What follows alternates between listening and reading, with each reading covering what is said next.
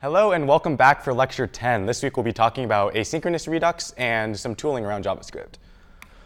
So in the previous lecture we talked about scaling complexity and some of the issues that a company like Facebook runs into when they're running at scale. We talked about their particular solution to that problem, which is the Flux architecture, whereby data takes a one-way street basically. There are no two-way bindings between models and the controllers.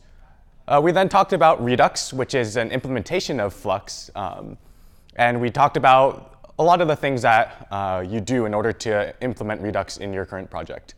We actually implemented our own version of Redux, which we called Simple Redux. And in that implementation, we had things like reducers, the store, and some actions. And we wrapped up last week by looking at this library called react-redux, which is some React bindings which allow us to use Redux along with a project written in React. So I thought we should start off this week by reviewing react-redux and what it gives us.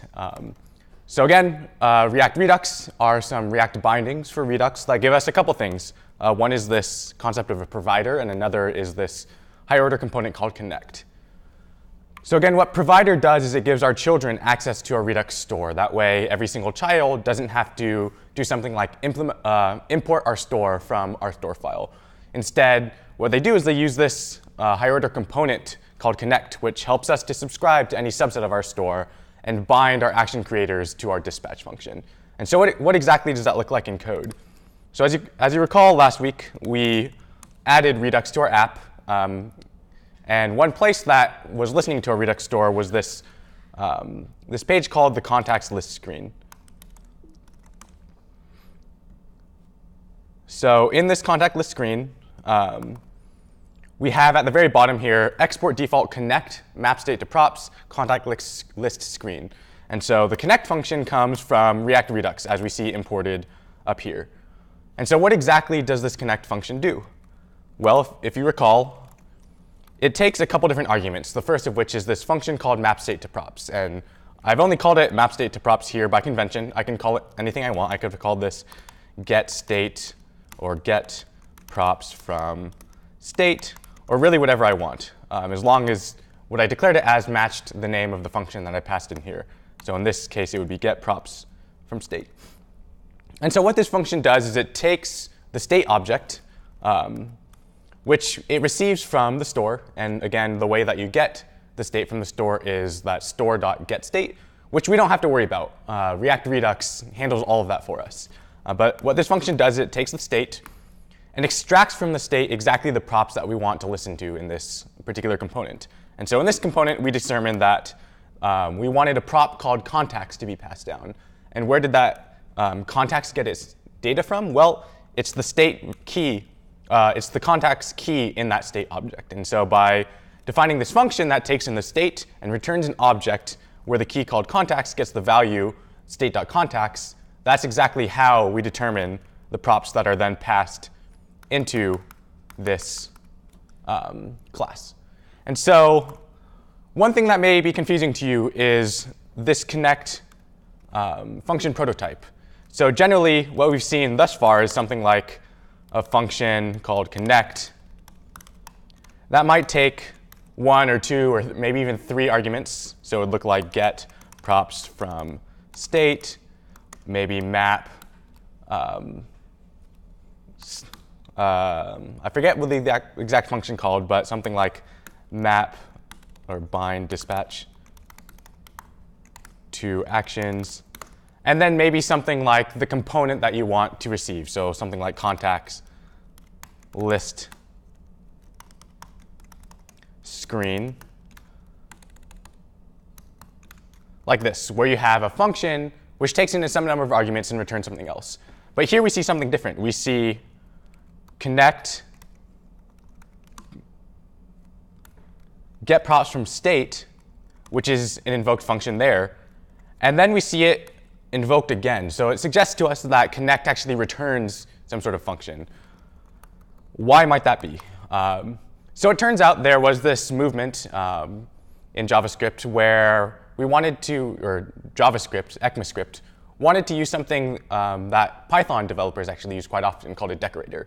So if you remember back to CS50, you might have seen some syntax like this, where it was like @connect or some function, and you pass it a couple of parameters, so maybe something like get props from state. And then immediately below, you see some class creation, so like class contact list screen, and maybe it extends react.component and the like. And so this is something that you see quite often in Python, where you have a higher order function that might take some parameters, and then it looks to this class beyond it to basically wrap in whatever function that higher order function is looking for. And so this was actually a language feature that was proposed into JavaScript, but never really took off.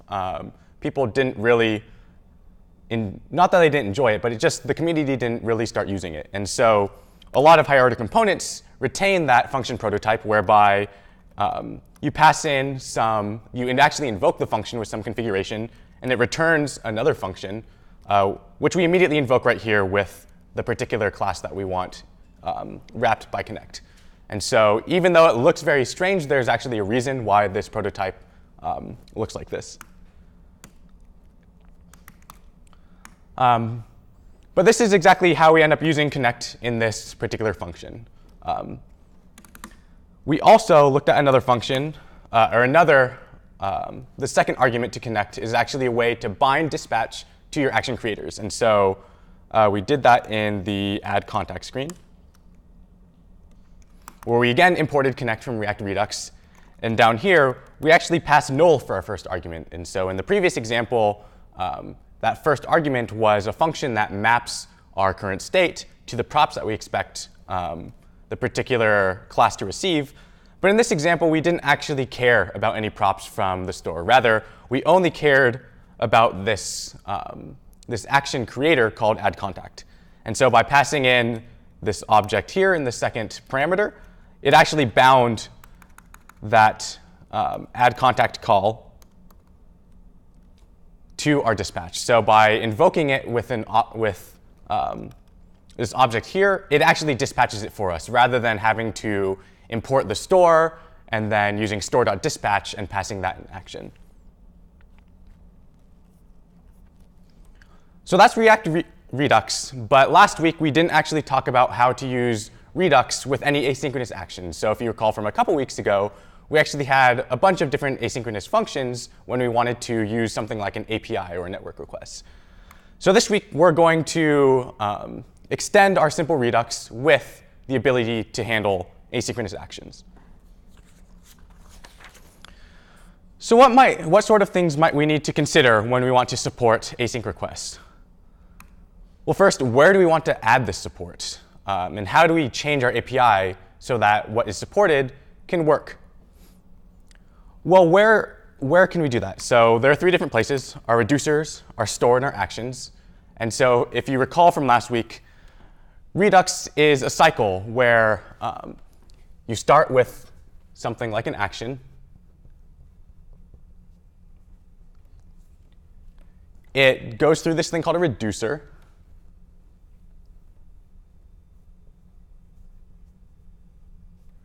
Whereby the reducer will decide exactly what to do with that action and how it might want to change the centralized store.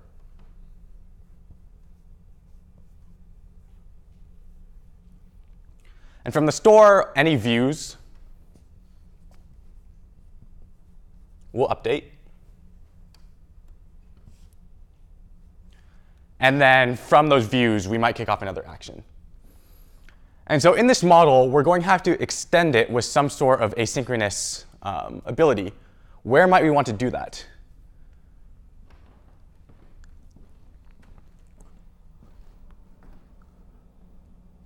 Well, if we did it in our reducer, what problems would we run into? We might run into this thing where our reducer actually ends up using an old value of the state when it wants to update. And so it might not be a good idea to introduce anything asynchronous in there. As you recall from last week when we talked about reducers, everything in the reducer should be very pure. And so by waiting for asynchronous calls to come back, we kind of break that guarantee of purity, where if we have a call that comes back after another action has been dispatched, then we might be using an invalid value for our our current state in our reducer. And so should we rather than do it in the store? Well, I'm not sure it makes sense to do it in the store because the store, all it does is it tracks the current state of our app. And so it doesn't really make sense to add any sort of asynchronous things to that. What's left? Actions. Can we add anything to our actions? So what are actions? Actions are just basically objects with a type that lets us know exactly what type of action it is, and maybe a payload to know exactly what we want to update our store with. So it also doesn't really make sense to add anything asynchronous to there. And so what might we do instead?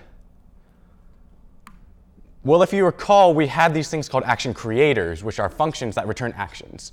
And it might actually make sense to add some asynchronous things to there, whereby an action creator, rather than just returning a single action, maybe it will return multiple actions. Maybe it'll kick off an asynchronous request and then start dispatching actions as those asynchronous requests come back.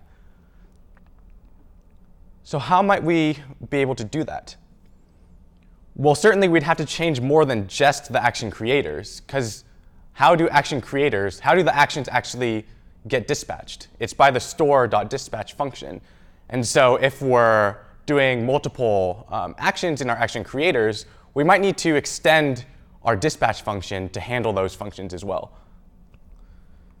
So store.dispatch needs to accept other types other than just actions. So let's check our implementation of Simple Redux.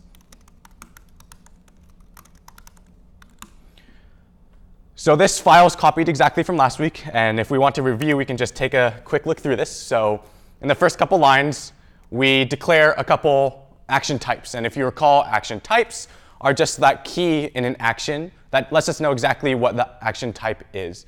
And the reason that we created these types, rather than just having an action hard code their exact type, is just to save us from typos, since we use these types to mark actions as a particular kind of action. And we also use these action types to check in our reducer against what the action type may be.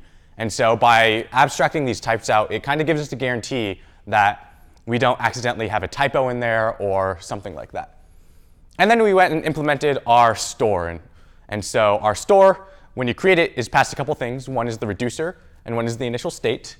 And so we just go ahead and store those things in the constructor. That way, when something like store.getState or store.dispatch is invoked, we remember those arguments. So first, we implemented store.getState, which was pretty simple. We just returned whatever the current state of our store is. And then we implemented this thing called store.dispatch, where we passed it some sort of update. And what did we do? Well, we said, hey, whatever reducer you ended up creating me with, just pass the reducer the current state of our store and any update that we wanted to update this store with. So pretty simple store implementation. Then down here, we wrote our reducers. So line 20, we just declared a default state. Line 22, we had a helper function called merge. And then we implemented our three reducers. So we had our main reducer, which takes a state and an action, just like every other reducer. So every single reducer has the same function prototype. We expect a state, or the previous state, an action, and we want to return whatever the new state is. And so our main reducer, what it did is it just dispatched to our other reducers. And so it said, hey, the user key in our main application state is actually handled by our user reducer. And so let me just pass the user part of the state along with the action to the user reducer, and we'll just set the user key to whatever that happens to return. And we did the same thing with the contexts. And so up here, we actually implemented those. And so our contact reducer took the current state, and keep in mind this state and this state here are different. This one actually refers to only the context key in that state.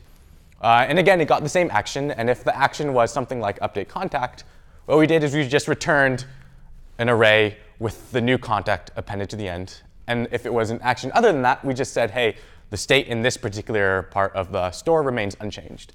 In the user reducer, we did a very similar thing. We checked if we want to update the user, what we're doing is we're just going to merge into the state the action.payload. And as a just quick example, if we wanted to update contact or the the same action as we did in the contact reducer. We just stored something in our user state as well, just keeping track of the previous contact. That didn't really have any significance to our app. We just wanted to demonstrate that our two reducers could actually handle the same exact action type. And then lastly, we started defining our action creators, which were the things that get passed some actual updates and will return exactly the shape of the action that we wanted. And so we had one that was called update user, which took an update. And so whatever the updated user, or whatever the updated object we want the user to be, we just pass it in here. And then we output a flux standard action, or an action that has a type and a payload. And the payload just happens to be the update. Again, we do a very similar thing with add contact, where we take the new contact, we create a flux standard action with the type update contact, and the payload is just whatever the new contact is. And then down here, we wrote some tests to make sure our store does exactly what we expected it to do. So we created a new store with the reducer and our default state. We dispatched a few actions, and then we just console.logged our store.getState. And at the very end, when we run this, we are output with the current state of our app after all of those dispatched actions. So lots of stuff jammed into that single file, but we were missing one key thing. We were missing a way to support those asynchronous actions. And so let's go ahead and copy this file into a file called store3.js. And in this file, we're going to go ahead and implement a way to handle asynchronous actions. And so in this slide, we discussed and determined that the best way to do this would be to change our action creators such that their action creators can do some logic for sending out a network request and dispatch multiple actions as this happens. And so down here, we have a few action creators. We have something like update user and add contact. But both of them just immediately return a new object. So let's actually try to flesh out a way that we can do something like log in user such that it handles some sort of asynchronous network request. And so let's just leave a comment here that lets us know that this is going to be an asynchronous action creator. So how might we do that? In past, all we did is just immediately return an object. So we'll probably want to do that. So eventually, we're going to want to at least, for now, let's just write return something like type log in success or something. So this works. We can go ahead and do something like invoke log in user, and if we store.dispatch that, then it will correctly dispatch that action as long as it's declared after store. But again, that doesn't really do what we want. We want something asynchronous. And so maybe we should do something like fetch something and then do a .then return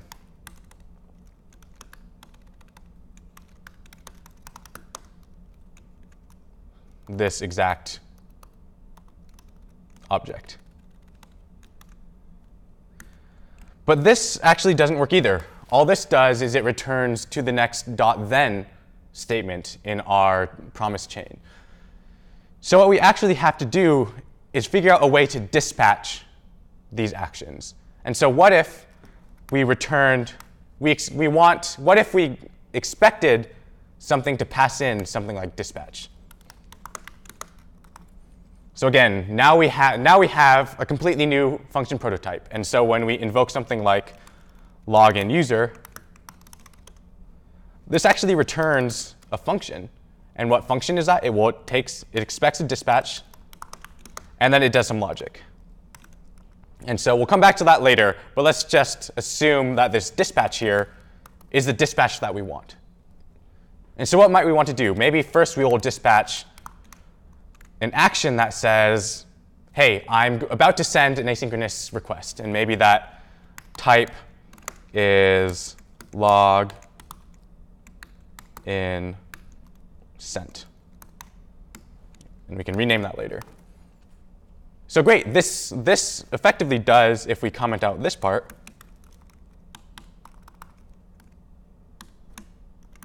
this effectively does what our other functions are doing. Our other action creators immediately return an object, which is dispatched down here. But what this asynchronous action creator does is it expects us to pass it a dispatch, and then we'll handle the dispatching itself.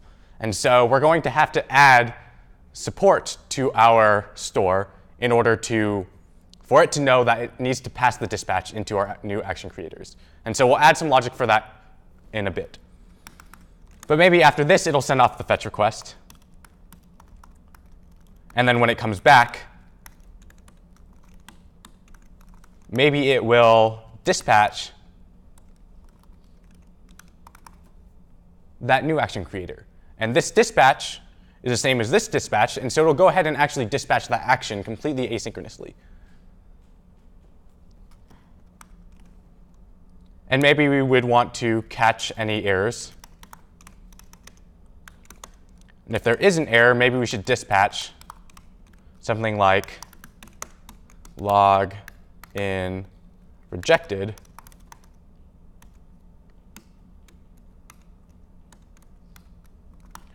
And now we have what is starting to resemble an asynchronous action creator. And so it's a function that takes currently no arguments. It returns a function that expects us to let it know exactly how it should be dispatching these actions. And then it goes ahead and actually dispatches an action here. And then it sends a fetch request. And when it comes back asynchronously, it knows how to dispatch another action. And so it can go ahead and dispatch a new action for us. And maybe if the fetch errors or maybe it gets rejected, we know exactly how to dispatch a new action that's letting our app know that that login was rejected. So this is exactly what an asynchronous action creator looks like. But now we just need to add support. We need to change more than just the action creators. We need to change our store.dispatch so that it knows that it should be letting our async action creator know how to dispatch its own actions. So how might we do that? Well, currently in our dispatch function, we take an update and pass it to our reducers. And so let's actually change the name of this argument to something like action. So it takes an action and immediately resets the state to the return value of our reducer. But now we need to make sure that action is actually an action. Or more, we should check and see if that action is actually a function. So let's just do this. If the type of the action is a function, we're going to want to do something else. And if it's not, then we're going to do what we did before and just assume that the action is an action and pass it to our reducer. But what are we going to do if the action is a function? Well, if the action is a function, it wants to know how to dispatch its own actions. And so we should actually pass to the action the way to dispatch, so this.dispatch. And then once it knows how to dispatch, it can then take care of dispatching its own actions and do that completely asynchronously. There is a small bug here. So if we pass something like this.dispatch, and dispatch is then invoked in some other in some other context, then we lose the correct this binding. And so we've run into this bug many times throughout this course, and we know how to fix that. We could just make dispatch a class property that automatically takes care of the this binding for us. But unfortunately, that doesn't work in Node. And since we're going to try to run this in Node, we're going to have to do something else. We can just do .bind here and explicitly bind it to the this context when we run this function. Cool, so we're pretty much there. And let's just go ahead and finish this action creator. And so login user should actually take something like a username and a password, because you need those two things in order to log in a user. Then we're going to want to fetch our actual login endpoint. And so if you remember from the previous lectures, our login endpoint was just this auth server here. So let's actually go ahead and start that server. So now this server is actually running.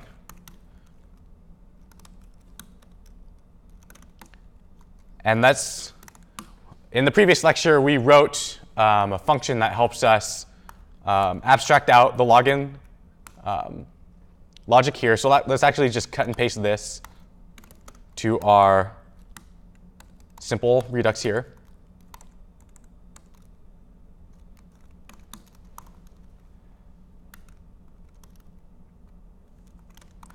So I just cut and paste that login function from our API module that we wrote a few weeks ago, which handles all the logic for us. It takes in a username and a password. It goes ahead and fetches everything for us, making sure that the correct headers are set. It then checks if the response is what we want it to be, and if it's not, then it'll throw an error. So we can go ahead and use that login function down here. Rather than just this empty fetch call, we can do login, and we pass it that username and password.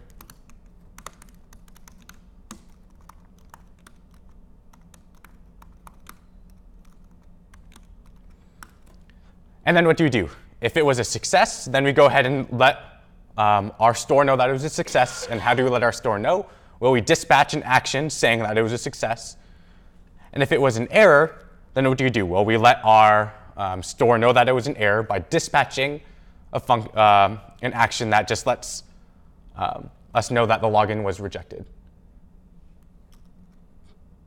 Great. So let's actually try running this.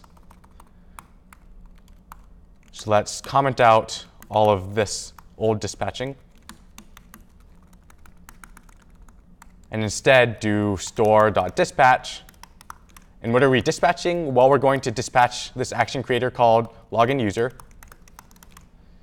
And we're going to pass it the username and the password that we know are correct.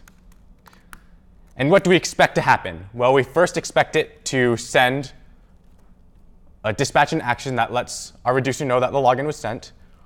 We then want to dispatch an action that lets our store know that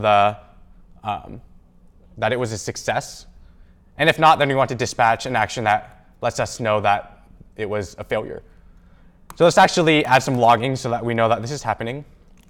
So if the action is a function, then run this. Otherwise, let's console.log received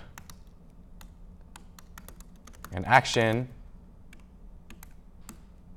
and let's log that action.type.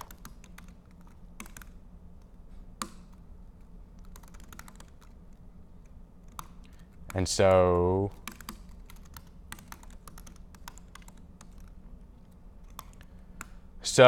presumably this is going to work. So we're just going to dispatch the login user, and then we're going to log the state.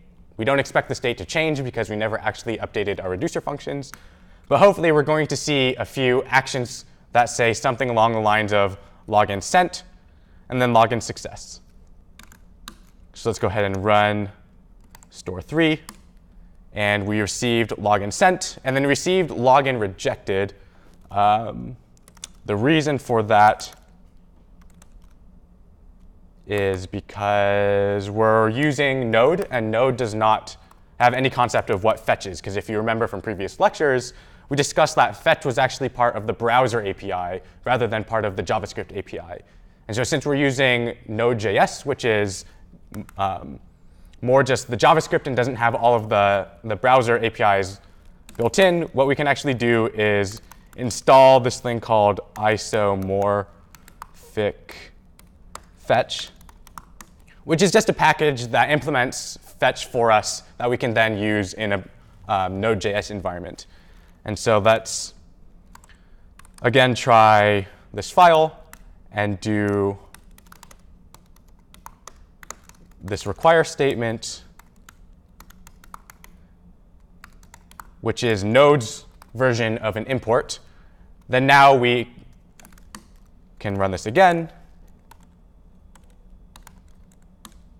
and see that the login was indeed a success.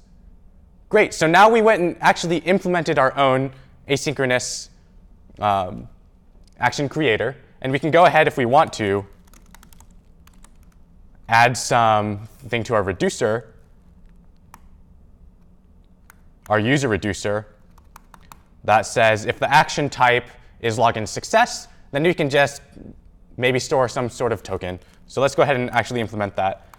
So we could do if action.type is login success, then do something. But now we're starting to get a little bit unnecessarily terse in here, unnecessarily repeating ourselves here. So we have action.type, action.type, action.type. And we can actually use something built into JavaScript called a switch statement.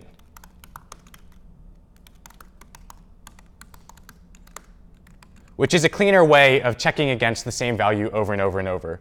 And so we can say if action.type happens to be update user, then return what we're going to return here. In the case where it's update contact, we're going to return this here. And if the case is log in success, then we can return merge the state with something like token is some fake token that we're going to hard code.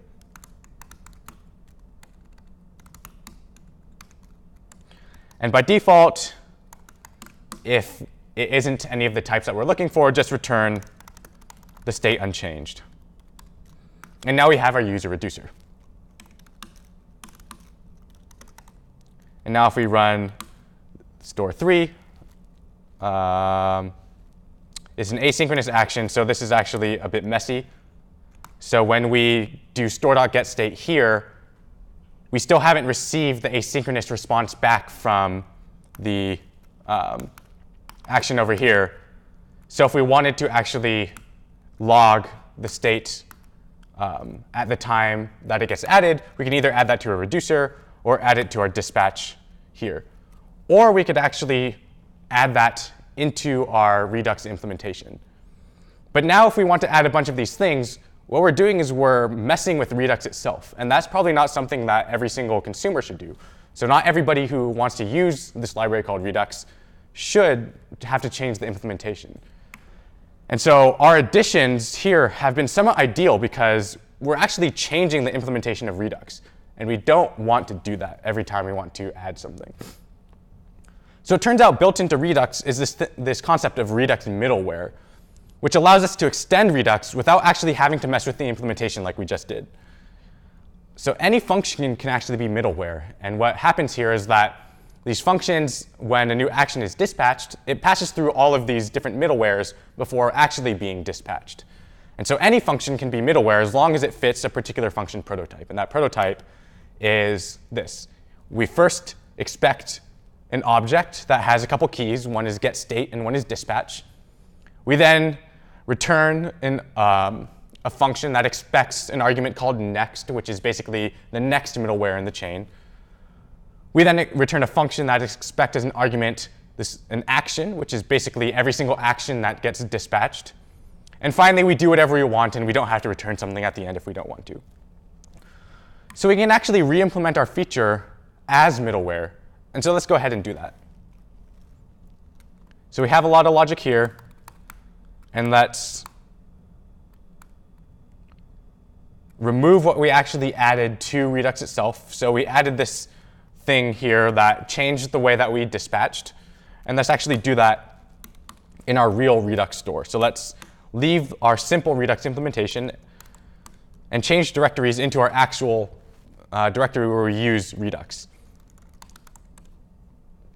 So let's look in this file that we call store.js. So last week, we wrote this file, and it actually creates a store from a reducer, dispatches a few actions, console logs store.getState, and then exports that store. So it's basically the same thing that we did in our other store file, but in real Redux rather than our simple Redux implementation. So now let's actually do this thing called, let's just call it thunk. And what a thunk is it's a way to wrap an expression to delay its evaluation. And so basically what we're doing is rather than returning an object, we're going to delay the return of an object by instead returning a function that can be invoked at any other time. And so let's actually just copy this exact function prototype. And so it's going to be something with keys get state and dispatch, or let's just call that store. It's going to then return a function that expects a next, is then going to return a function that expects an action, and then it's going to do something. And so what are we going to do here? And so in our particular example, what we ended up doing is if the type of the action is a function, then we're going to do something.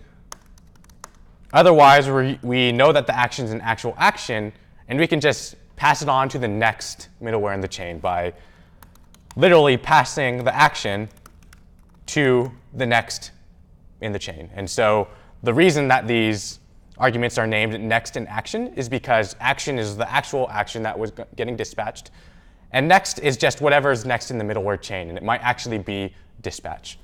And so if the action that we receive is a real action, we're just going to say, hey, we don't need to do anything, just pass this action to whatever is next in the chain.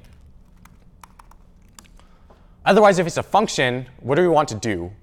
Well, we want to pass our action a couple things. So we could do store.dispatch and store.getState if we want, but for now, let's just pass the dispatch.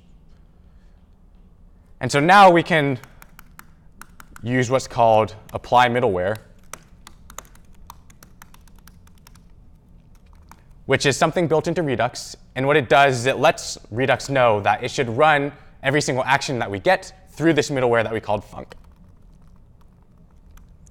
And so here, let's just pass apply middleware and pass it this thing called thunk. So what exactly did we do here? So in our previous in simple Redux, in order to support the case where our action might actually be a function, or in other words, the thing returned by our action creator is a function that wants to know how to dispatch itself, we added to Redux a way to know that, to notice that. So if the action is actually a function, then let it know how to dispatch its own actions. We don't have to dispatch the action for it. But if it's not, then we're just going to do our normal thing and handle the action how we would have done before. But again, that required us to actually mess with the implementation of Redux. And so the way Redux actually works is as follows. So you get an action, and before it's passed to reducer, we actually have an opportunity to mess with the action.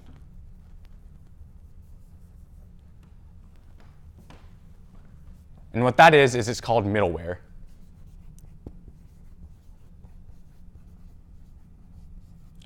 And what middleware is it's a chain by which we can just keep passing the action down the chain and modify it however we want. And maybe by modifying it, we just ignore it. We don't even dispatch a new action. Instead, maybe we just say, hey, action, you can dispatch your own things if we just pass it this thing called dispatch to you.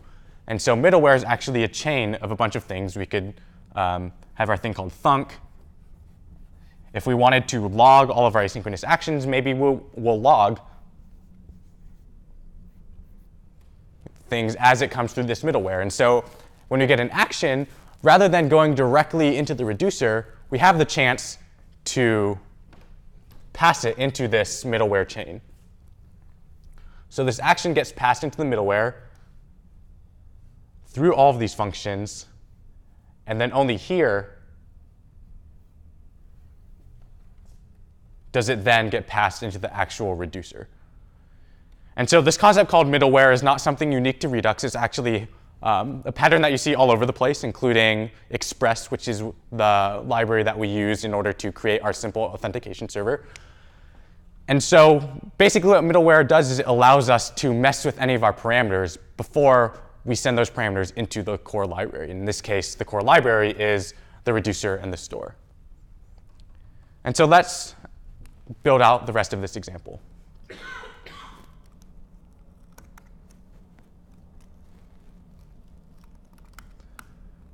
So again, what we did is we created a function called funcMiddleware. It has the function prototype that we expect middleware to be. It takes a store, and if we wanted to, we can use object spread in order to extract the get state and dispatch methods there. But instead, we'll call it store, and we'll pass store.dispatch. We then return a function that expects whatever's next. And then we return a function that expects an action, and then we get to mess with the action if we want. And so we've gone ahead and implemented some middleware that takes care of asynchronous actions for us. And actually, this is not a problem that we're the first ones to run into, believe it or not. There's actually a library called redux-func by a man named Dan Abramov, who actually implemented the very similar thing. And if you look at the README, he explains that a func is a function that wraps an expression to delay its evaluation. That's just why he happened to name the package redux-func. And if we open the page, we can see a few things. We see that this allows us to write action creators that return a function instead of an action, so very similar to our particular implementation. The func can be used to delay the dispatch of an action, or to dispatch only if a certain condition is met. Or in other words, an action creator that returns a function to perform an asynchronous dispatch. And so this library solves the same problem that we just solved. And let's actually look at how he was able to solve it. So this is the first time that we're looking at an open source library and actually starting to open up how it works under the hood. And so let's actually look in the source folder and look at his particular implementation. And what do we see? We see a function called create-funcMiddleware. It takes an extra argument, something that we didn't really worry about. But then we see this very familiar function prototype. That prototype happens to exactly match the prototype that we're looking for middleware. And then what does it do? It checks to see if the type of the action is a function. So in other words, if the action is a thunk, or a function that's delaying its evaluation, or if it's just a normal action. And if it is a thunk, what it does is it invokes the action and passes it dispatch, get state, and maybe an extra argument if you so chose. And then if it's not, it returns next action. So something very, very familiar to us. And then it ends up doing some additional configuration where it creates this thing called thunk, which is invoking this create-funcMiddleware with no extra argument, which ends up basically just removing this, so it gets even closer to what we implemented. And then it exports its default export as this thunk. So this man, Dan Abramov, wrote a library that handles asynchronous actions, and his implementation was almost exactly the way that we implemented our own. So let's actually use this. So rather than using our own funcMiddleware, let's just go ahead and import his. Let's just do import thunk from redux thunk. Delete our particular implementation. Actually, let me save this for reference.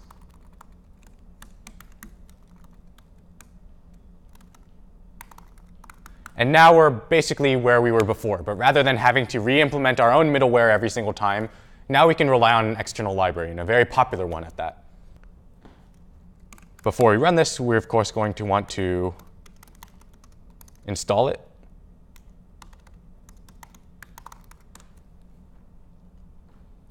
And as soon as this is installed, now our app can handle asynchronous actions. And let's go ahead and start using those asynchronous actions. And so let's go ahead and actually re-add our login screen to our application, which we removed last week. So the way that we're going to do that is let's just reopen our app. And rather than rendering our main tabs by default, let's render our actual app navigator.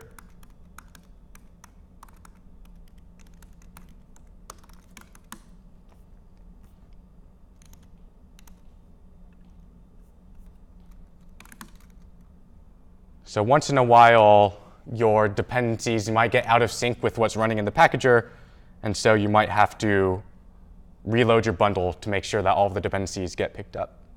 And so as this builds, let's think about exactly how we're going to add that login screen back to our app. And so the way that we did this a few weeks ago is we had an API where we defined a function called login that is still around.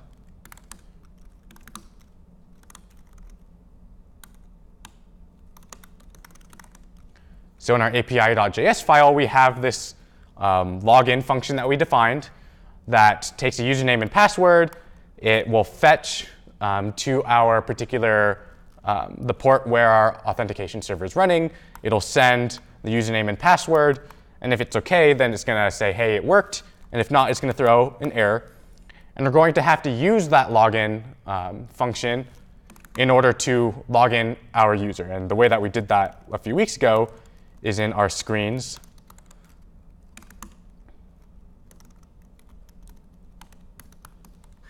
The login page.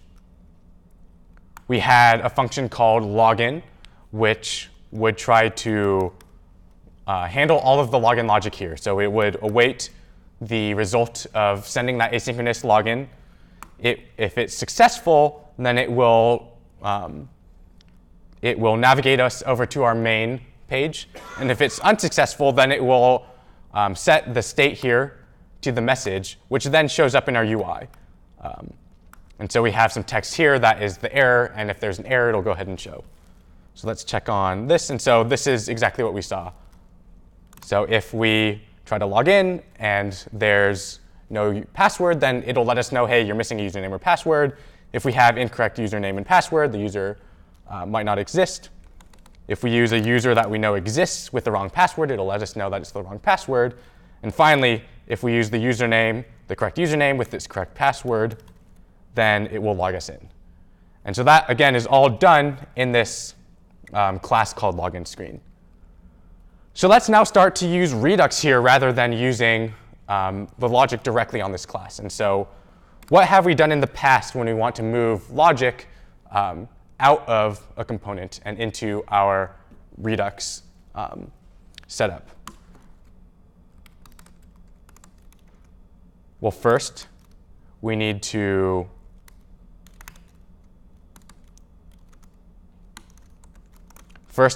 add maybe some new action types. So let's go into actions.js and add a couple action types. So right now we have update user and update contact. Let's also add an action type for sending out a login request. So let's do log in sent. Let's have an action type for when it succeeds. Log in, let's call it fulfilled.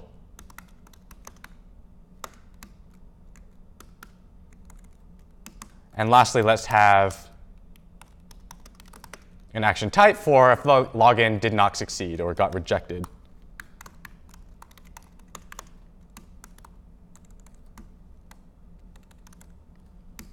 Cool, so now we have all of the action types that we need. We are, however, missing the action creators. So let's go and actually steal the action creator that we wrote in our simple Redux implementation.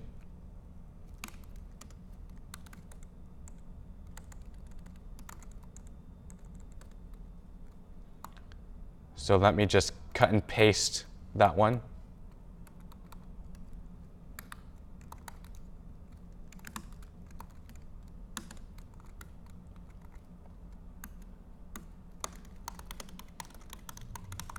So now we have an asynchronous action creator called login user that expects a username and password. It then expects us It then returns a function that expects a dispatch and then dispatches something of type. We renamed it to log in sent here. It then tries to actually log in. If it's successful, then it'll dispatch the login success. We call it login fulfilled. And lastly, if it is unsuccessful or throws an error, we dispatch something called login rejected. Great, so now we have an asynchronous action creator that we first need to export. And now how are we going to go ahead and use that? How do we import our action creators, bind them to dispatch, and have them available for us to use in our application? Well, that's exactly what react-redux does for us, and that connect higher order component. And so in screens/login screen, let's go ahead and import connect from react-redux, and also import our action. So import login user from the Redux actions that we defined. And since now all of that login logic is in our action creator, we can now not use the login from API within this class. So now how do we get that login user to work correctly in this class? Do we do something like login user and then pass this .state.username and this .state.password? No, we don't, because what does that actually do? What does login user do? Login user, all it does is it returns a new function that expects dispatch and will do a bunch of things. And so by just invoking that straight here, all this does is return a function. And we never actually do anything with that function. So what do we actually have to do with that function? Well, we need to store.dispatch it so that Redux knows, and more specifically, our middleware knows exactly how to handle that. And so how do we then go ahead and do store.dispatch this function here? Well, we could import store and do store.dispatch, or we could just use connect.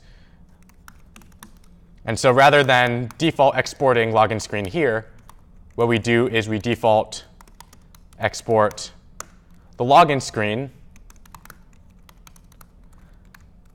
but we actually pass that in to our higher order component called connect. And what are we going to pass to connect for parameters? Well, for now, we're not going to care about anything in our Redux store, but we want to bind the log in user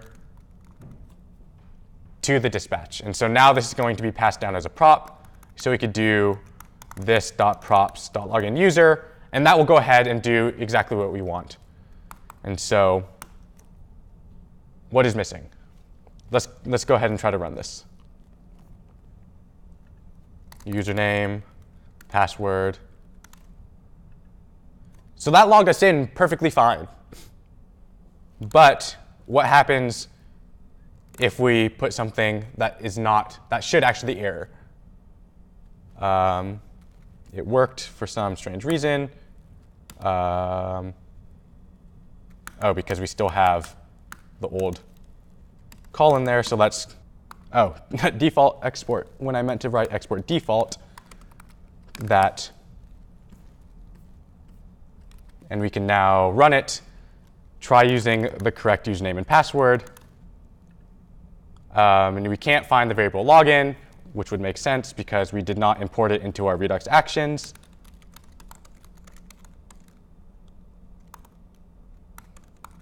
So we need to import that login function that we created in our API. Since we go ahead and use it down here. So now let's go ahead and see if this works.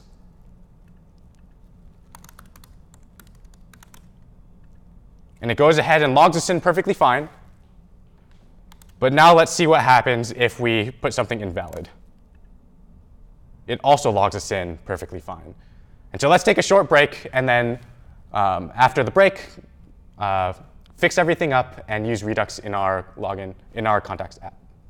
Hello and welcome back. So before the break, what we were doing is we were working on our contacts app and re-adding our login functionality by using Redux.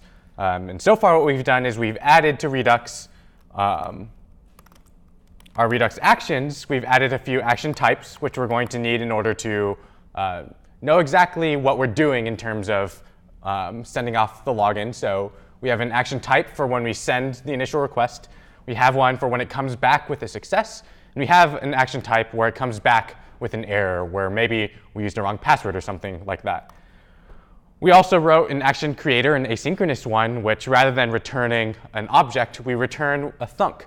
We return a function which expects as an argument a way so that it knows how to dispatch its own actions. And so this async action creator here takes a username and password, returns a function that expects dispatch, or it expects to know a way to dispatch its own actions, and then immediately dispatches an action that says, hey, I'm sending off a request. It goes ahead and sends off the request. If it comes back without an error, it dispatches an action that says, hey, we're all good, it came back. And if it comes back with an error, then it says, oh, sorry, this got rejected. What we haven't yet done is gone into a reducer and listened for those action types and told our reducer what to do or how to change the state when those different types come back. And since we haven't finished implementing that, basically what happens is our application lets us in without any authentication. And so let's go ahead and build out the rest of the functionality such that the login screen works exactly as expected. So what are we going to need to do here? Well, first we're going to need to open up a reducer and change the state of our app when these different actions appear. And so let's go ahead and import a few different actions. So we created log in sent. We created log in fulfilled. And we created a log in rejected. And so now what are we going to do? Well, we should look in our user reducer and handle those cases. So if this is log in fulfilled, what should we do? Well, maybe it's going to be fulfilled with a login token or something like that. So let's just assume that a token is coming back in the payload and set that here. We'll handle the case where the login gets rejected.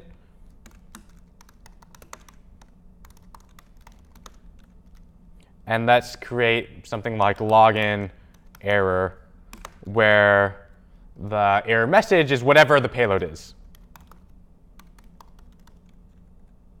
And so because we're using Flux standard actions, every single action is going to have a type and some payload, where the payload is whatever's important for that particular action type. And so in the case of update contact, it's going to be the previous contact. In the case of login fulfilled, it's going to be whatever token we get back, the authentication token. And if the login gets rejected, it's going to be presumably some sort of error message where we can set the login error to be that payload. So let's actually make that happen. So in our actions, currently when we receive an error back from this, we're not passing in any payload. So let's actually pass in a payload where the payload is actually the error message. And so how about with login fulfilled? So currently what we're doing in our API function is if it comes back as a success, we're just returning true. But let's actually go fix that so it returns a token. And so here, let's expect the payload to come back as a token. And expect that login, if it works, it's going to fulfill or return with a token. So let's just go quickly change our API function. So right now, login, it'll try to log in. If it worked, we're returning true. But let's actually do something instead. If it works, let's extract from the response a token. The reason that we know a token's coming back is because in our auth server, we actually changed the code, or I changed the code here. So rather than just returning an OK, let's actually return some JSON that says the token is, this is a real token. So again, you don't need to understand what's happening in this server code, but a quick, if there's no username or password, return this error that says we're missing a username or password. If the user doesn't exist, say the user doesn't exist. If the password isn't correct, say incorrect password. Otherwise, we're good. This is the correct username and password combo. So return just a fake token. And the fake token just is the string. This is a real token. So now in our API file, we know that if the response is OK, we should be looking for a JSON response that has a token in it. So how, again, do we extract JSON from a response type?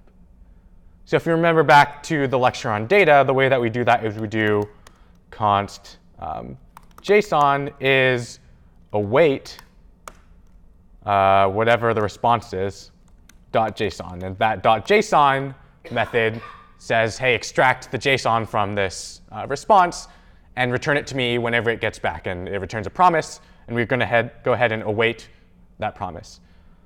And now we can just return JSON.token. Or if you want to use the shorthand, we can use this object destructuring to create a new constant called token. The value of that is whatever the value is of the key called token in whatever this returns. And then we can return token here. And then if the response is not OK, we're going to grab the error message from whatever text comes back. And again, we have to await the response of that because it returns a promise. And then we're going to throw an error with that error message. And we go ahead and extract that error message back out in our Redux action. So down here, we try to log in. If we're successful, it's going to return a token, and we can dispatch login fulfilled with that token. If there's an error in that function, then we can extract the error message from that and dispatch an action of the type login rejected. And if you're not very familiar with this, this promise syntax, we could also refactor it to async await. So async dispatch, we can await the result of the login and dispatch an action, assuming it's successful with that payload. And then if it's errors, we want to catch that error and dispatch that error action. So we can try this.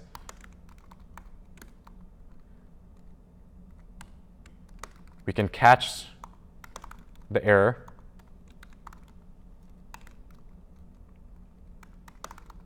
And if there is an error, then we can dispatch this particular action type. Great, so now we fixed everything in our API, we fixed the things in our actions, and we went ahead and implemented our reducer to check for those particular values. So to just review that really quick, if we receive an action called login fulfilled, then we know from our actions that the payload is going to be the token. So we can go ahead and merge the previous state with a new state that has a key called token, where the value is that payload. If we have an error because it's rejected, we can go ahead and dispatch this action with the payload as the error message, look for it here, and return a new state that has a login error where the value is that payload. So that's all good on the Redux side. Now let's actually add it to our particular class. And so let's look at our login screen and review what's happening here.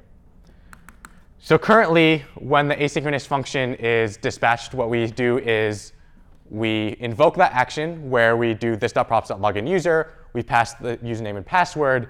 That dispatches all of those actions that we defined in Redux. It stores it up in the state.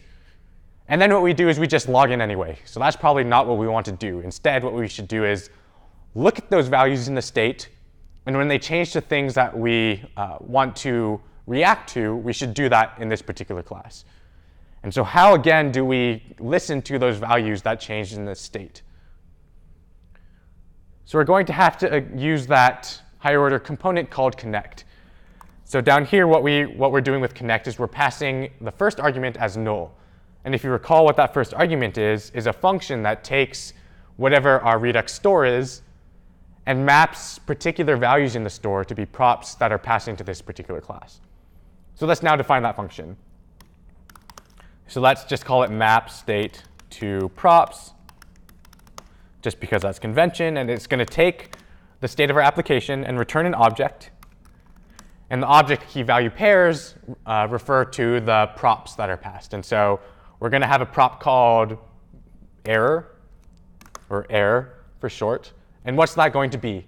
Well, it's going to be the state dot the user, because if you recall, that user reducer is only the user key of that state. And then what did we call it? We called it something like login error. What else are we going to look for? Well, presumably we're going to leave this screen when we have a token in our state. So let's look for the token, and that value is going to be state.user.token. Cool. So now we're effectively listening for the values that we put up in the state. So let's just ensure that those are the values that we actually do. So let's look at our reducer.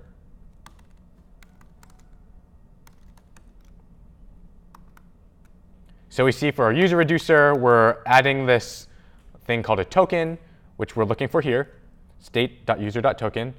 We're adding this thing called a login error, which we're looking for here, state.user.login error. So if everything goes correctly, what should happen is we should expect a couple new props. And so let's just define those here. So we're expecting something like an error, which is going to be a string. We're expecting a token, which could be a string. And lastly, we're expecting a function called login user here. That's a function. And we're going to have to import prop types. And so I'm just writing that for documentation so we know what we're expecting. So we get error and token because we're looking for those in our state. And we get login user because we're binding that in our connect function. So the last thing we need to do is, rather than passing null here, pass our map state to props function. Great. So now when we send off this function, we probably don't want to immediately navigate away, so let's delete that. We no longer have to catch the error message because that's now done in Redux, so we can delete all of those. We don't have to try because it's just going to work. And so now we have this for our login. So now what's happening? If we try running this, we get no feedback. We are not logged in, nor are we seeing any error. Why is that? Well, it's because we're not really looking for the error anywhere. So currently, the error that shows up is this.state.error, which no longer exists. Now it's this.props.error, which again, we receive in our props. And we receive it because this map state to props function lets us know that something's coming down called error.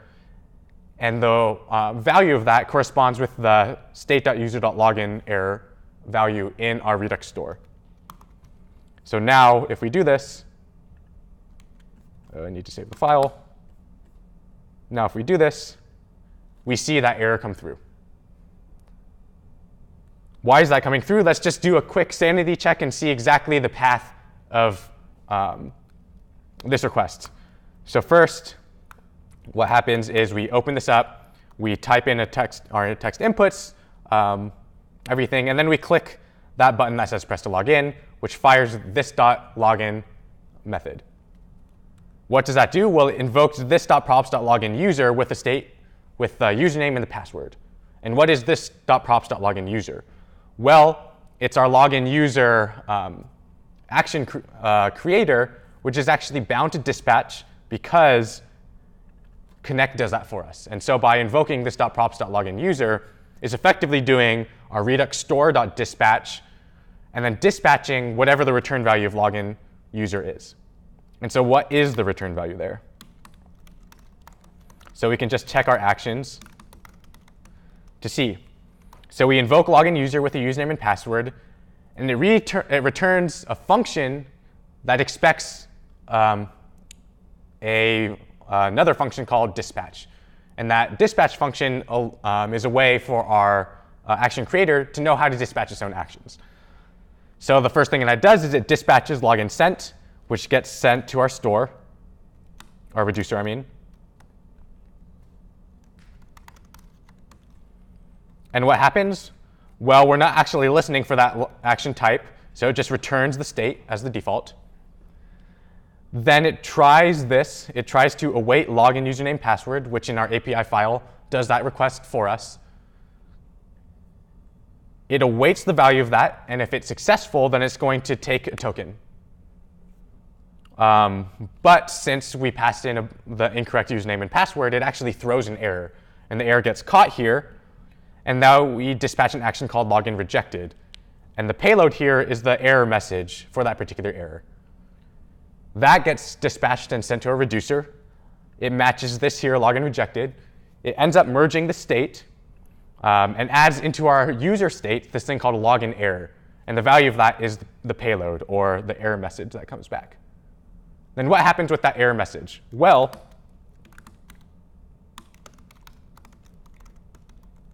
in our login screen, we're actually listening for that error message. We're saying here, every single time a Redux store changes, update the props that are passed to this particular component to be the values in the state that correspond with this object. And so the error value here corresponds to the state.user.login error value that just got updated in our Redux store. And so that gets passed down as a prop to this class. That causes it to be re-rendered. And that causes this .props.error to appear in our text box here, which is exactly what happens when you type in something like this. And as you see, if we resubmit with an incorrect user, it'll update the error message correctly. If we then change the username to be something that's valid with the wrong password, then it updates correctly. And now if we update with the correct username and the correct password, what happens? Well, nothing actually happens. Well, we get a JSON parse error, but nothing that's supposed to happen happens. So let's actually just fix that JSON parse error by restarting the server because I changed it and didn't restart it. So now, if we refresh with the correct username and password combo, nothing actually happens. And why is that? Well, if we could look through everything again, but what ends up happening is the token updates. The token gets passed as a prop to this class, and what happens? Well, we don't actually look for the token. And so maybe we should add some sort of listener that says, hey, if we get a new token, then maybe we should navigate to our main screen. And so how might we do that? Is there a particular way that we can have a React class listen to its props and do something when it's changed? Well, there is. There's a React lifecycle method called component will receive props. And it's invoked with whatever the next props are. And we can just do if the next props dot token exists,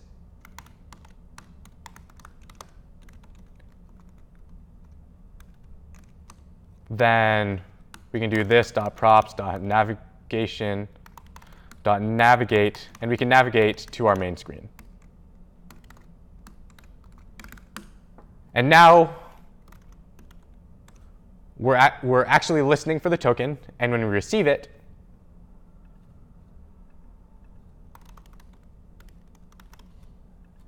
we are logged in correctly. So now we've gone ahead and implemented Redux to handle all of our asynchronous actions and our asynchronous logic in our contacts app. Cool. So now I'm going to close this app and reopen it. And what happens? Well, I'm logged out again, which is unideal because presumably I'm going to be the only one using my phone, and an app like Facebook doesn't make me log in every single time I reopen the app. So how might we go ahead and store the state of our app to persist throughout closing? Well, now that our app basically looks to our Redux store in order to know what we should be rendering, our app is basically just a pure function of our store. And so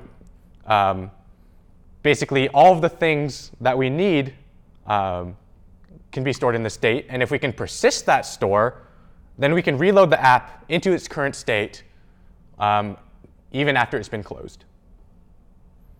So there's a few ways to do this. React Native provides this API called async storage, which is a persistent data store.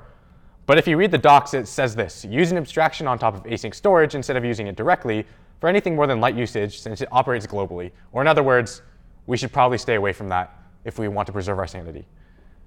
And so what might we want to do instead? Well, it turns out there are abstractions on top of async storage, one of which is called redux-persist. So what this does is it abstracts out the storage of the store into async storage for us. So we don't have to handle anything async storage. Instead, we just use this library, and it does all of that for us. So it gives us a few different things. It gives us this thing called a persist store, a persist reducer, and a persist gate. And what that does is it automatically stores the state at every single change.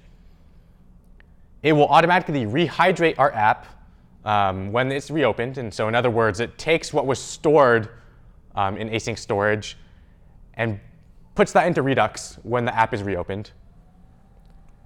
And it'll display some sort of loading screen while it's waiting for that to happen. And so the docs are here, and let's go look at how to implement that in our app. So it tells us how to install it. We should just run npm install react-persist, or redux-persist. So let's go ahead and do that. And while we're waiting, we can read on. Basically, what it says is we're going to pass it some sort of config where we tell it what storage to use. And since Redux is something you can use in React Web and React Native, we need to know whether we should be using something like local storage for web or async storage in our case. We can go ahead and create this thing called a persisted reducer, which is basically the same thing as a normal reducer, but it persists for us. We can create the store with that persisted reducer. And we can create this thing called a persister, which is a persistent version of that store. So let's go ahead and just copy all of this and add this to our store.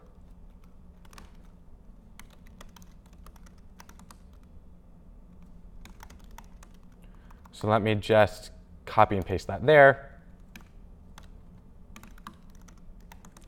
And let's modify a few things so that it works with exactly what we're trying to do. So let's delete this comment and move these two up here. All right, so now we've gone ahead and imported persist store and persist reducer. We've imported storage, which is what we want.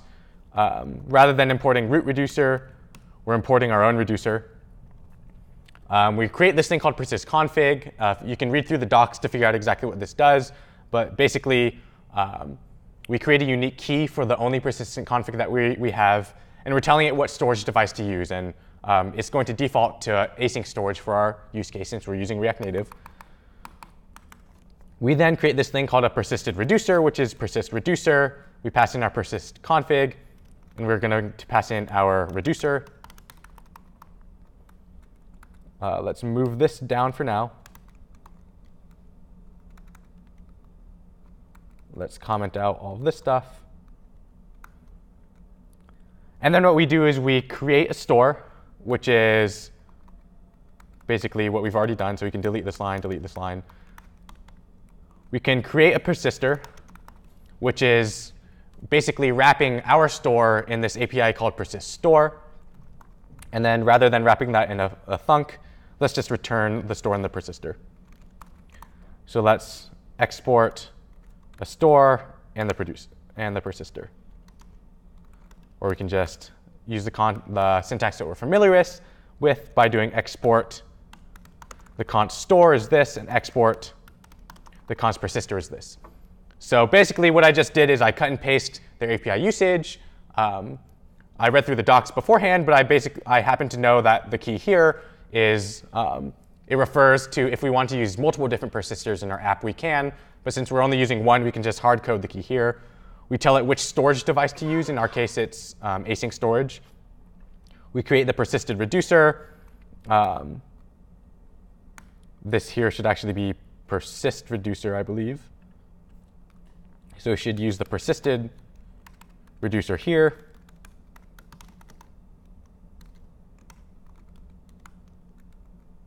Which I spelled incorrectly.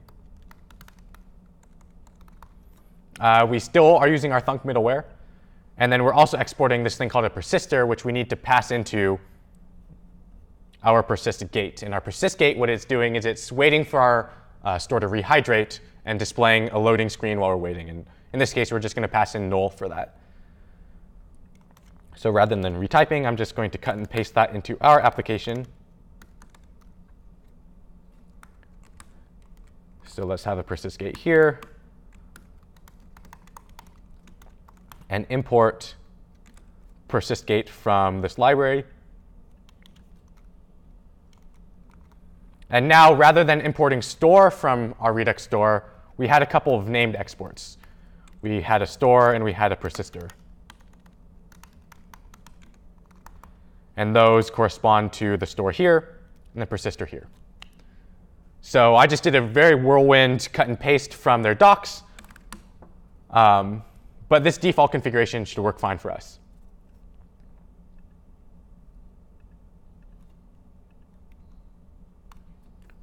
So let's now refresh. And look, we're back in. If we refresh again, we're back in. Why is that? Well, it's because we're storing the token in our Redux store. And when we refresh the app, then it rehydrates our store so that the token is still in our Redux store. And then our login screen sees that the token's in our store and brings us to this contacts page. And if you see really quickly, there's a flash of our login screen before, because what we're doing there is we're looking when it receives new props, that's when it does the navigation. But everything is working exactly as expected. So now we have a few components that are listening to our application state via this connect. And we also have a bunch of components that are just receiving props and displaying them. And so how can we go ahead and determine when to use which? So the actual terms behind these components are container and presentational, where these containers are aware of the Redux state, whereas the presentational components are only aware of the props that are passed. And as our application grows in size and complexity, we probably don't want every single class to be listening to our application state. And likewise, we don't want every single component to just wait for the props that are passed down, because that was part of the reason that we moved to Redux in the first place. And so we need to start to figure out a way in order to do this. And there's a great article written by Dan Abramov, so the same guy who wrote Redux Thunk, also the same guy who actually created Redux. He has a great blog post on what the URL says are smart and dumb components, but what he actually ended up renaming to container and presentational. But generally, my heuristic is if I have a very, very simple component like a row in a list or something like that, that should not be aware of the application state. It should be looking from it to its parent to pass the data down to it. Whereas if I have a whole screen where maybe the screen does care about the Redux state because it needs to handle things like navigation, or needs to handle things like listening to the state and passing it down to its child components, that's when something should then listen to the Redux state. And so I highly encourage you to go read this blog post and Dan Abramov will give his explanation on what he thinks should be a container and what he thinks should be a presentational component. One thing to note is that container components can have children that are presentational components, and those children can also be container components, and those children can be presentational components. It doesn't necessarily mean that once you have presentational components, all of its children have to be presentational. And so we've added Redux to a relatively simple app, but the question still remains, did we actually need Redux there? And so what Redux does is it helps apps scale, but it also adds complexity. So as you remembered, when we wanted to add a simple login action, we actually had to touch something like 5 different files. First, we had to open up our Redux actions file and create a couple different action types, and also create an async action creator. Then we also had to open our store to ensure that Redux knew what we were doing when we returned an async creator. We had to actually add the middleware from Redux Thunk to know how to handle asynchronous action creators. Then we also had to listen for those actions in our Redux reducer. And so we had to add these lines that said, hey, if the login worked, let's update our state accordingly. If login didn't work, let's update our state accordingly. And we still weren't done. We also had to update our actual components. So in screens/login, we also had to update this with our connect function here that listened to particular parts of the state. And we also had to bind our action creator here and use that in our class. And so it is a very non-trivial amount of work in order to add this simple Redux action. But it does definitely add to our scalability. But sometimes the complexity isn't necessarily worth it. And so you have to ask yourself some questions, like, is the complexity actually worth it? Have I run into some pain points yet? And so generally what I do is I do as much as I can with local component state, and then if I end up running into into scalability issues, I then move to Redux. And it doesn't necessarily mean that I implement my entire app, then run into the pain points and start adding Redux. It might be just some forethought. Maybe I'm going to start planning as if I'm using only component state, and then I see that I'm going to run into pain points, and then know that I should use Redux before implementing. And again, what are these pain points? Well, maybe you're forgetting to pass a prop. Maybe you're directly managing deeply nested state when you don't necessarily need to be. Maybe you have a lot of duplicated information in your state where you can just instead put it in your Redux store and listen to those values where you need to. Maybe you're not updating all the dependent props. A way you can fix that in Redux is just by having all of those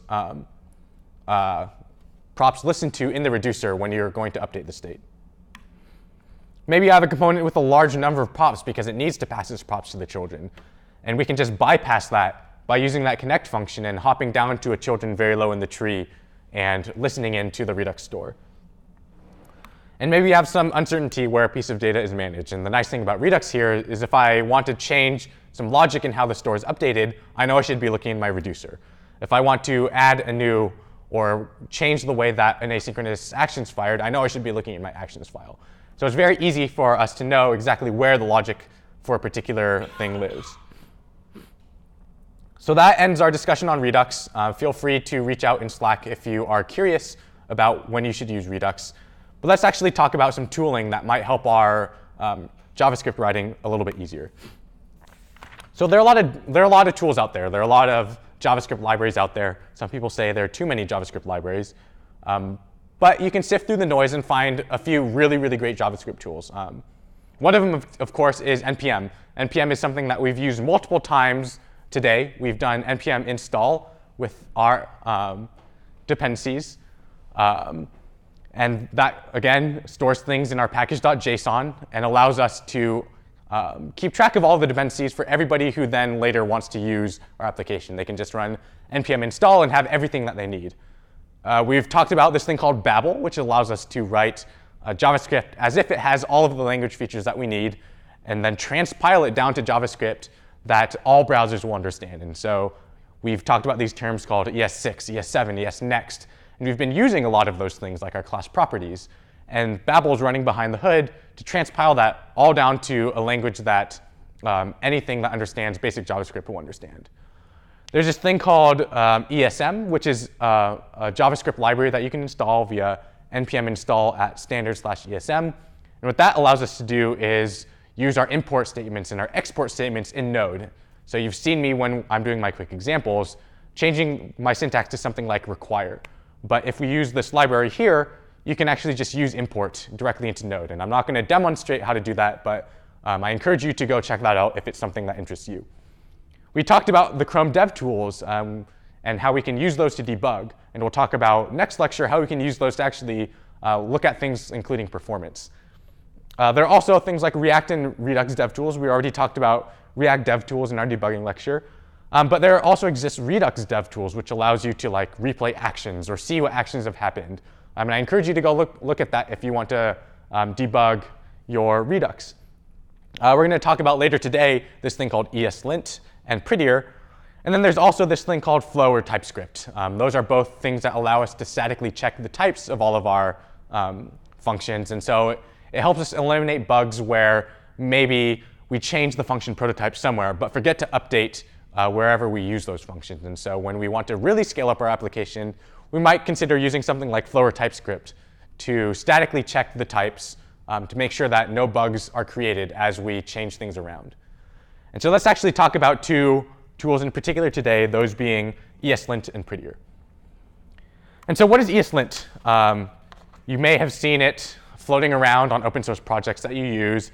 You may have seen me try to use it earlier today as I was debugging a syntax error. But what this is it's a fully pluggable tool for identifying and reporting on patterns in JavaScript. Or in other words, it allows us to enforce some code style rules and statically analyze our code to ensure that it complies with those rules. What this helps us do is it helps ensure the style consistency across our code base. And this is great if we have maybe 100 different people using the same code base where maybe everybody writes JavaScript slightly differently. What we can do is we can use ESLint to yell at our developers and say, hey, we should all be writing the same style JavaScript. Maybe you should use this instead. And so here's a link to it if you want to check it out. And so how do we go ahead and set it up? First, we'll need to install it. So there are two different ways you can install it. You can install it per particular project, which means it's not installed on your computer as a whole. Like you can't just type ESLint at a terminal. But what it does is it allows you to use it in your particular project. So if you want to use an npm script to ESLint, or if you want to, I'll show you a command later to use it directly, you can install it for a particular library rather than your whole computer.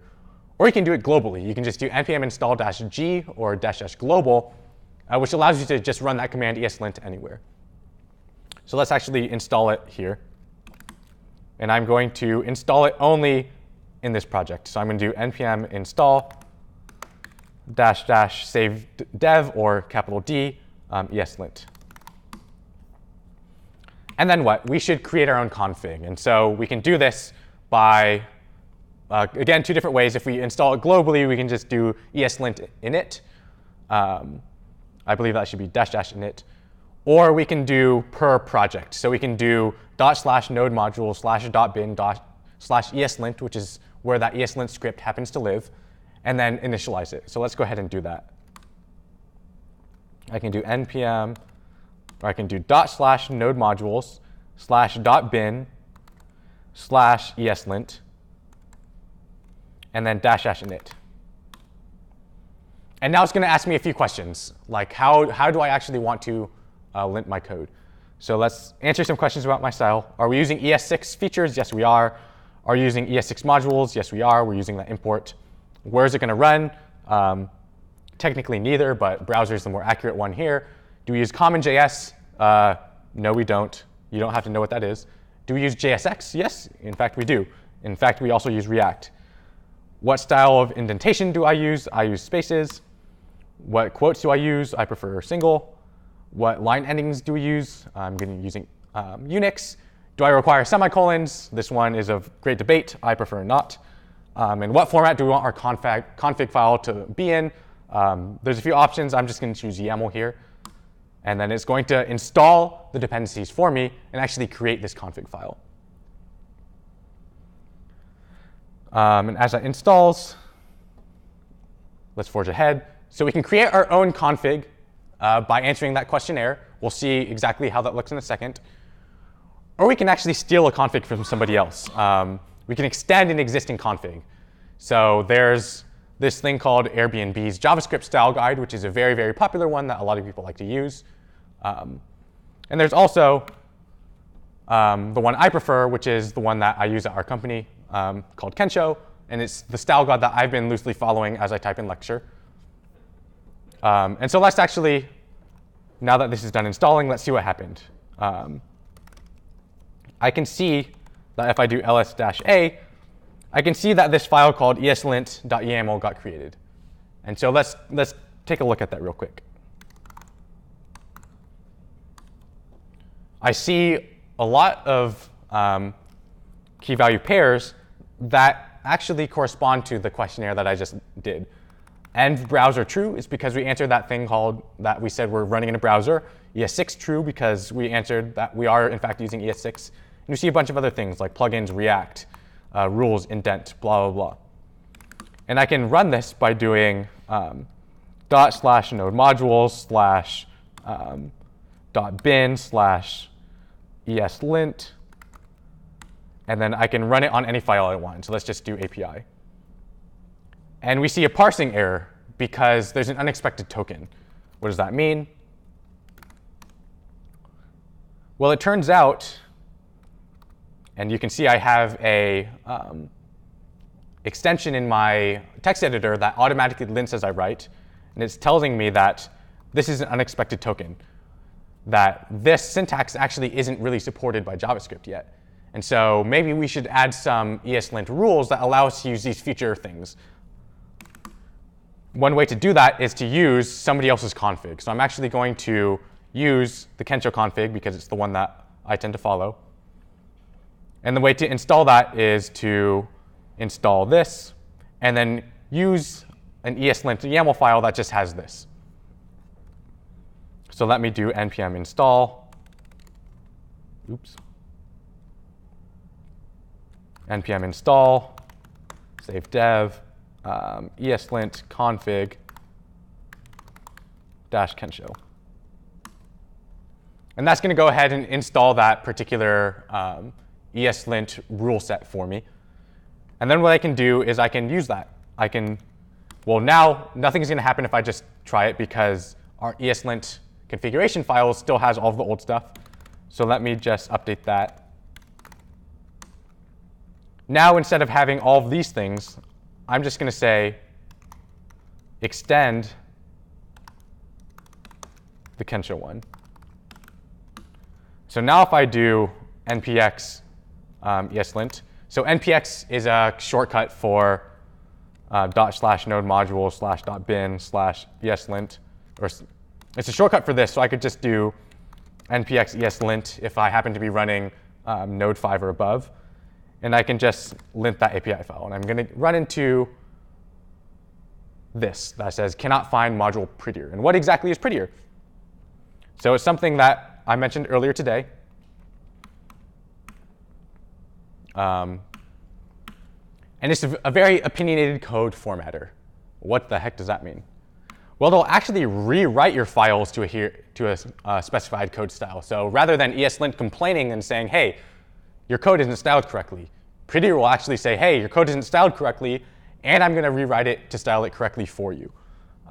And what it can do is it can actually integrate with ESLint so that I can automatically lint a file and also rewrite it to adhere to a particular code standard. And so let's go ahead and install that for us. And what that does is it allows us to use ESLint and have that automatically fix.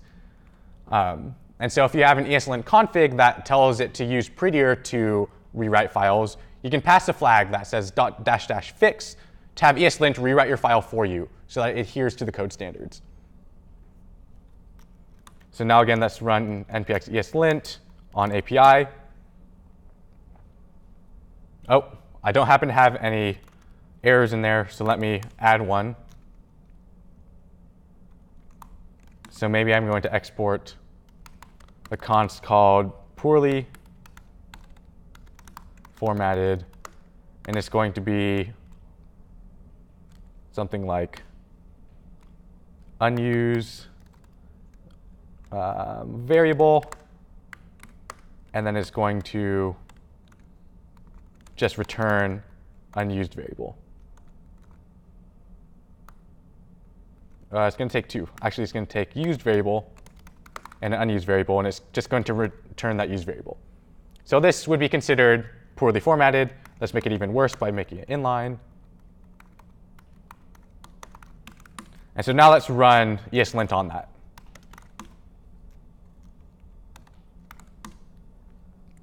And now it's actually going to complain. It says, hey, unused variable is defined, but it's never used. And so we happen to have a config that says, don't allow unused variables. It's also saying an unexpected block statement surrounding an arrow body, move the return value immediately after the arrow. So in other words, it knows that an arrow function can just implicitly return. So I don't need to do this arrow function and then a block that says return. I can just return implicitly. And lastly, it says replace return unused variable with a new line. So it wants me to also add a new line here, like that. So I could go ahead and fix all of those things manually, but it turns out a couple of these can actually be fixed by Prettier. So I can do npx ESLint API, pass it that fix flag, and it's going to automatically rewrite the file as much as it can. And so it still has an error that unused variable is defined and not used because it can't really rewrite that part of my code. It doesn't necessarily know if that unused variable is also modifying some data structure that is necessary for the logic. But it lets me know that, hey, you're not using it, so maybe there's a possible bug here. So let's check out what it did. Well, it removed that return automatically for us. And so now let me fix that unused variable, and now see what happens. It's still going to complain because I have unused variable with parentheses, and our opinionated code style guide says, hey, if there's only one argument, you should drop the parentheses. It turns out this one is also potentially fixable. So I can do npx ESLint, this file, with pass the fix flag. And lo and behold, no more errors. And I can check the API and see that it did remove those parentheses for me. So this is great. It's just a little bit tedious to manually lint every single file that I want. So it turns out that we can run ESLint as an npm script. And so just like our auth server has a script that allows us to do this thing called npm start and start the server here, the reason that it works is because in our package.json, we have this thing called scripts. And we've defined a script called start that just runs that index file.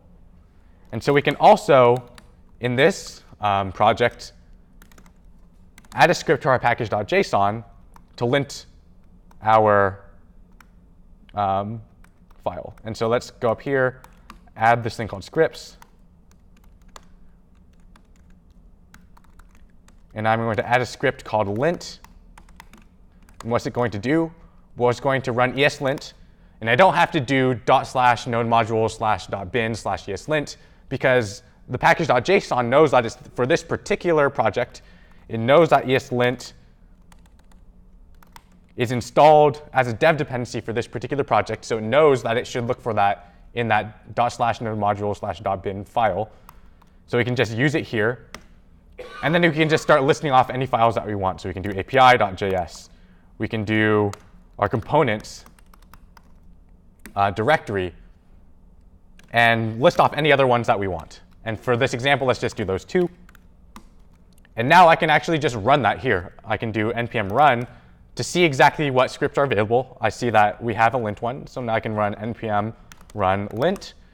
And it will go ahead, run this ESLint api.js and /components for us And it will go ahead and just lint all of those. I just noticed there's no such thing as components. So maybe we should run that as our screens page instead.